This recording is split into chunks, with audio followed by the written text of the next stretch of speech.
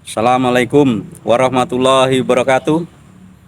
Selamat sore kami ucapkan kepada pemirsa channel Laskar Mataram Raya, para subscriber dan semua saja pemirsa. Kami ucapkan selamat menanti saat-saat untuk kita berbuka puasa. Perkenankan pada sore hari ini saya akan sedikit bercerita sebagai penghantar menunggu saat-saat kita berbuka puasa.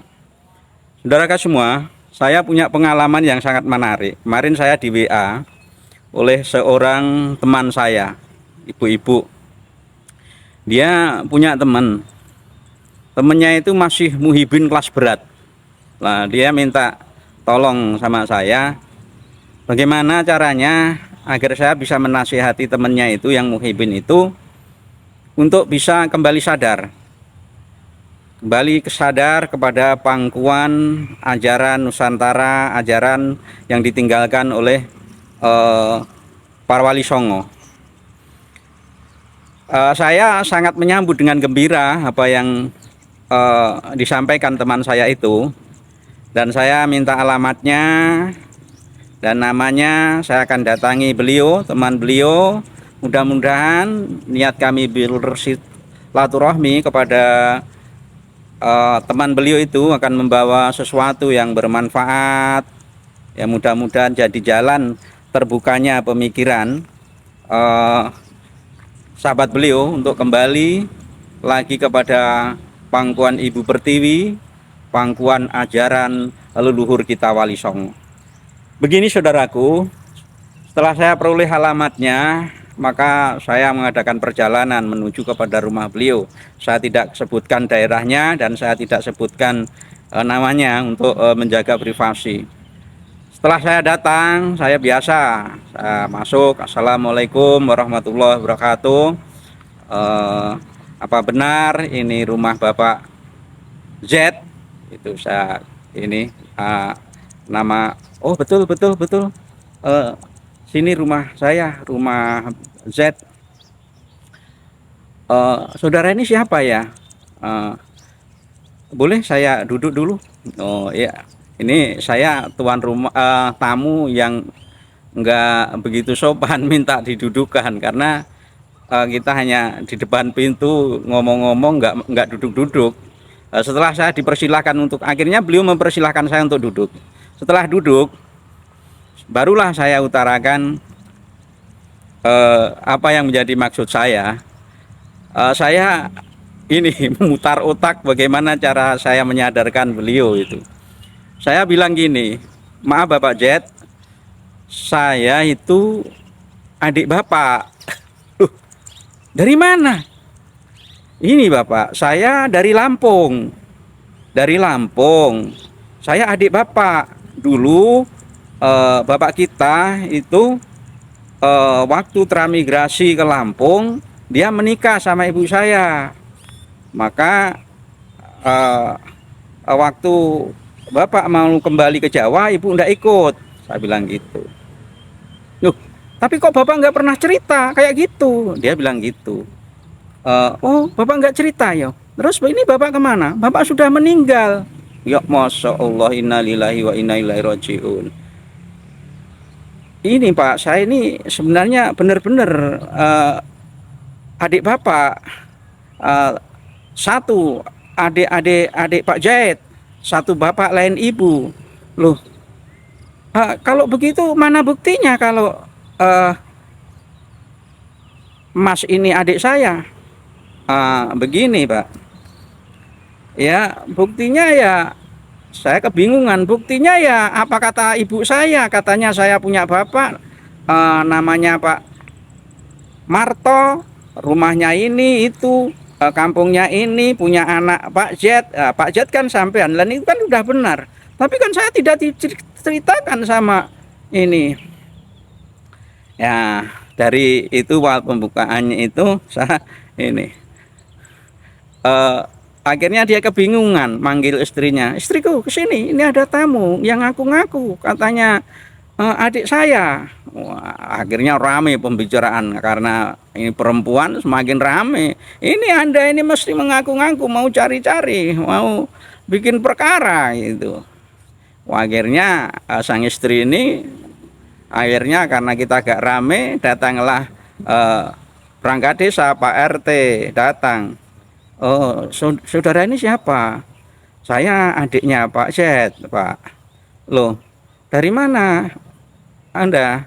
Saya dari Lampung, Pak. Kata ibu saya itu masih adiknya Bapak Pak Z ini, karena bapaknya Pak Z ini waktu mau kembali ke Jawa itu di Lampung itu menikah sama ibu saya.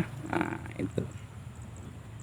Akhirnya, loh, gimana cara membuktikannya? Apakah enggak ada surat? Enggak, karena di sana dulu nikahnya nikah siri, jadi enggak ada ikatan itu. Tapi saya resmi sebagai anaknya bapaknya juga, bapaknya Pak Z ini.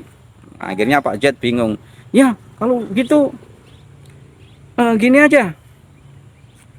Nanti kapan-kapan saya minta alamatnya. Bapak alamatnya mana? Saya mau ke Lampung gitu. Kita urus bersama, apa benar ini? Gitu ceritanya. Setelah agak ini saya juga nggak tahan, kasihan juga. Akhirnya saya berterus terang gini, Pak.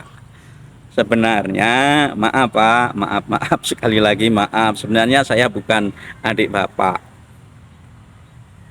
Saya hanya teman dari temannya Bapak, karena temannya Bapak itu mengetahui bahwa Bapak ini muhibinya para habaib yang paten. Nah, teman saya ini minta tolong saya bagaimana caranya agar Bapak ini lepas dari jeratan habaib gitu. Kan habaib itu sebagai keturunan Rasulullah, keturunan Rasulullah. Ya, habaib itu adalah dzurriyyah Nabi. Kalau kita tidak cinta sama beliau, kita nanti tidak dapat syafaatnya. Kita akan kualat, kita akan neraka. Pokoknya tidak. Saya akan tetap cinta sama habaib.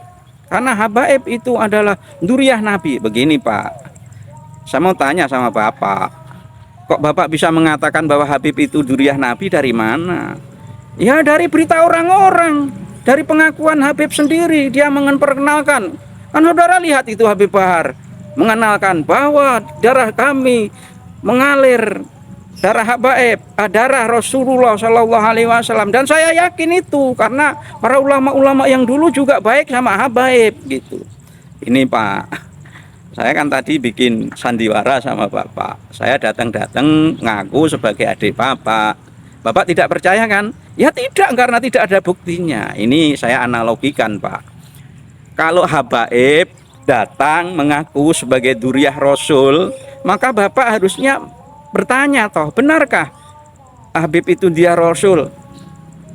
Apakah tidak hanya pengakuan saja? Kalau ngaku kan meski harus seperti Bapak tadi minta bukti ke saya. Harusnya Bapak juga minta bukti ke Habib itu kalau memang dia itu dzurriyyah Rasul.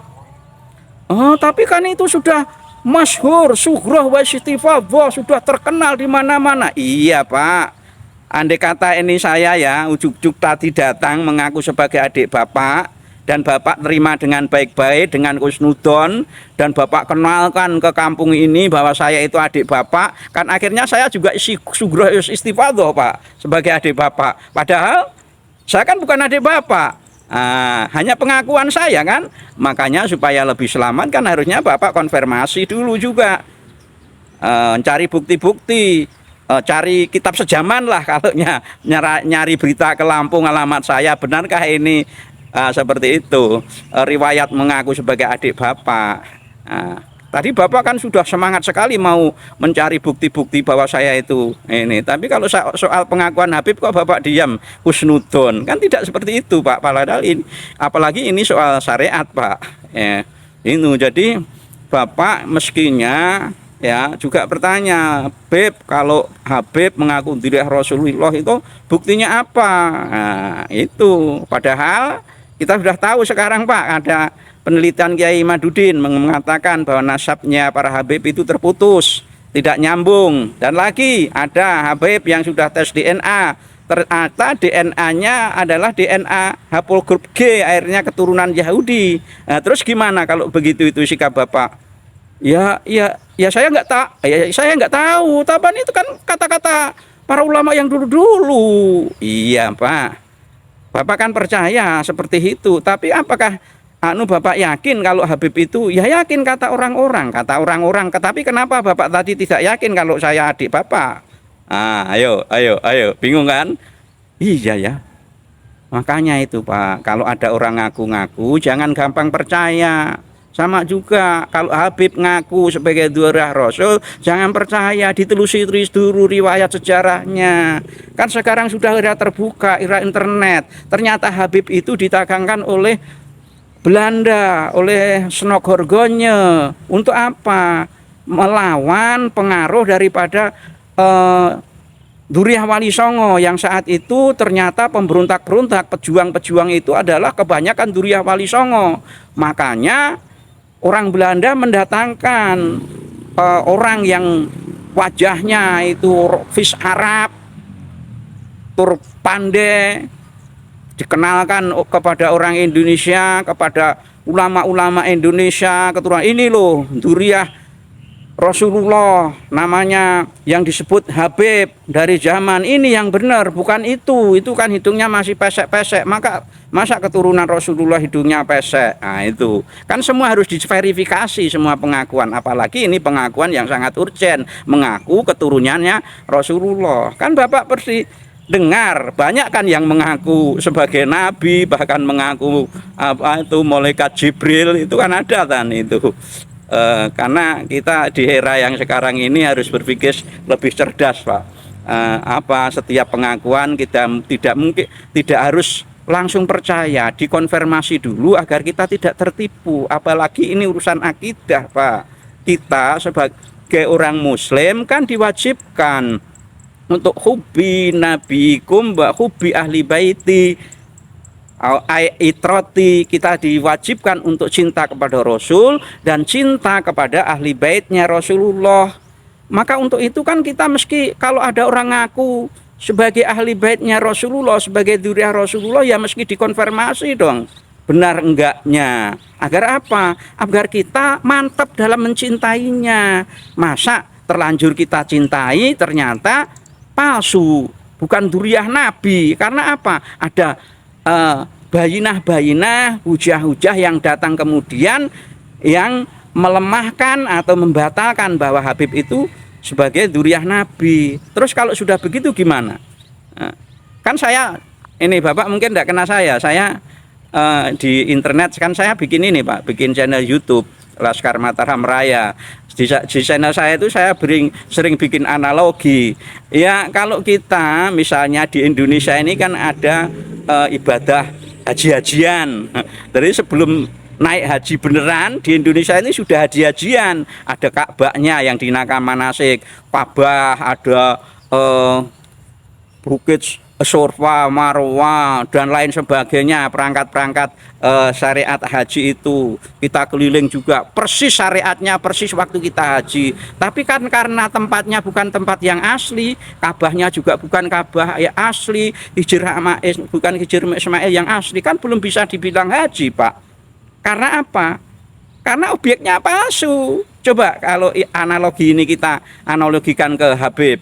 Coba kalau Habibnya palsu, tiwas kita cintai betul-betul ya, karena seperti saya sendiri, saya kan dulu juga muhibin kelas berat Pak ya. Saya bahkan waktunya itu ya, kalau waktu untuk Habib itu rasanya seharian saya full, nggak masalah, walaupun saya menelantarkan kewajiban-kewajiban saya. Karena apa? Saya orang yang cinta kepada Rasulullah tapi tidak ketemu sama Rasulullah, ketemu sama Dzurriyyahnya saja saya senang sekali. Maka begitu ada orang yang mengaku sebagai Dzurriyyah, Habib-Habib itu sama dulu kan, Habib itu Dzurriyyah Rasul.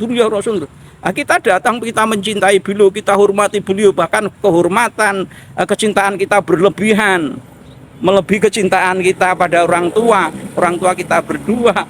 Itu juga saya lakukan Pak, tapi karena saya mempunyai pemikiran yang tidak jumud, artinya saya open minded, punya pemikiran yang terbuka kepada setiap informasi. Akhirnya setelah ada bahwa ternyata Habib itu bukan dzurriyyah Rasul, dengan beberapa kajian para alim ulama yang baru-baru saja, Kiai Imaduddin Utsman Al-Bantani, dan tes DNA daripada beberapa habaib yang ternyata tes DNA-nya tidak nyambung kepada Bani Hashim, tapi malah nyambung kepada haplogrup G, yaitu Yahudi Askenazi. Maka harusnya kita juga bisa menerima informasi itu. Dari situ saya membuka wawasan, saya rubah hubungan saya dengan habaib, bukan hubungan cinta antara umat dan dzurriyyah Rasul, tapi cinta sesama muslim gitu. Jadi tetap kami hubungan baik sama Habib, tapi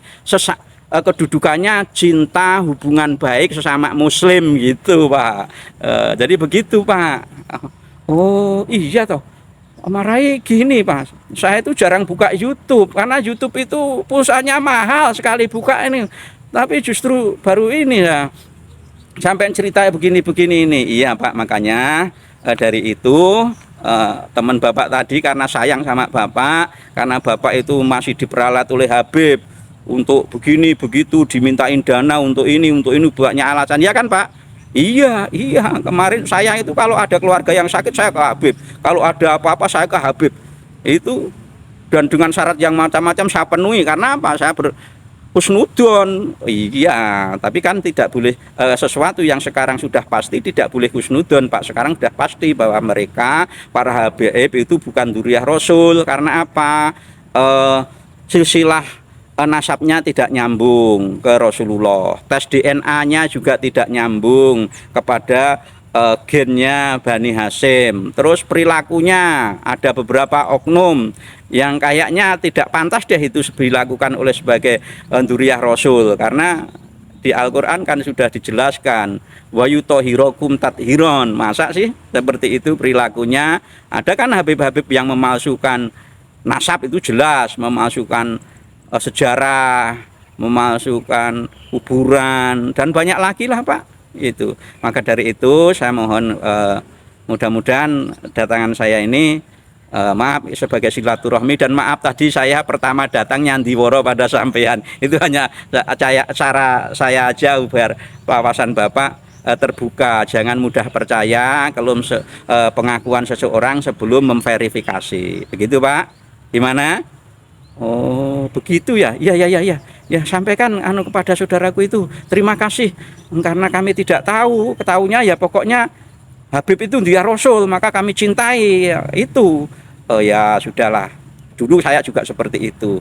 Alhamdulillah ini waktunya sudah sore, saya mau balik dulu, dan maaf apabila ada perkataan saya tadi yang menyinggung mungkin Bapak sampai Pak RT. Maaf Pak RT, merepotkan Pak RT datang ke sini. Maaf Ibu, maaf semuanya ya. Ini hanya cara saya yang agak frontal, agak dugal, agak beling untuk itu membuka wawasannya Bapak ini tadi. Demikian Bapak, terima kasih. Demikian kawanku cerita saya untuk menyadarkan salah satu seorang muhibin dengan sandiworo seolah-olah saya itu adiknya, agar dia juga ini terbuka wawasannya itu. Demikian itu cerita saya, mudah-mudahan menjadi inspirasi bagi teman-teman semua bagaimana untuk menyadarkan muhibin dengan cara-cara yang masuk akal, logis, dan sederhana. Salam waras sumadulur sak lawase. Sampai grogi saya ya, begitu. Muhibin ingat, sadar. Sama kita mencintai dzurriyyah Rasul, tapi mari kita cari yang asli. Siapa itu? Dzurriyyah para wali songo, dan banyak syarif sayyid yang asli masih banyak. Tinggalkan yang palsu, lari kepada yang asli. Wallahu muwaffiq ila haqq. Assalamualaikum warahmatullahi wabarakatuh.